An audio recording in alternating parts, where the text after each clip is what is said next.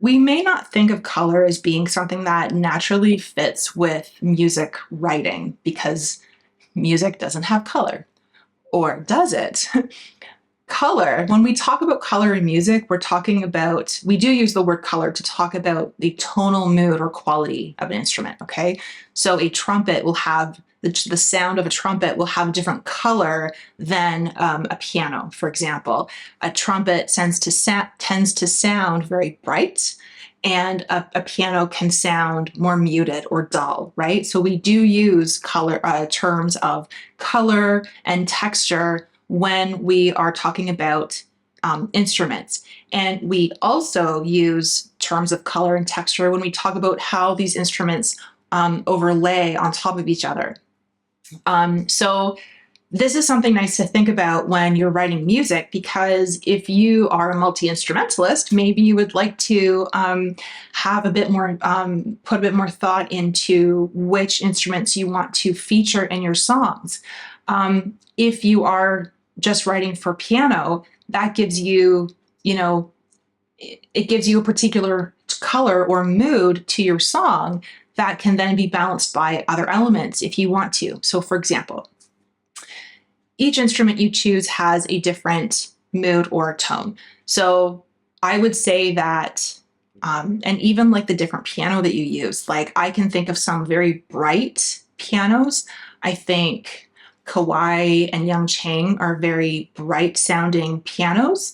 I think that Heinzmann's, that's the brand of piano that I grew up playing, is a very warm, mellow sound, has a warm color to it. And when you combine different instruments, you combine those moods. So let's say you have a very warm piano sound.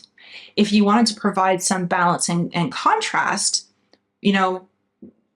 what might you include with it? For example, like, do you think that you like how a bright trumpet sounds with it? Or would you prefer a bright trumpet with a bright piano? Or, do you want all of your instruments to have like kind of a bright, clear sound, or do you want it to be more warm? I also think about this in terms of like clear and fuzzy. So instruments that have distortion, like if they're plugged into an amp and they have a bit of distortion, that adds a bit of a fuzzy texture to it. This is when you can, like, changing the different instruments that you bring in.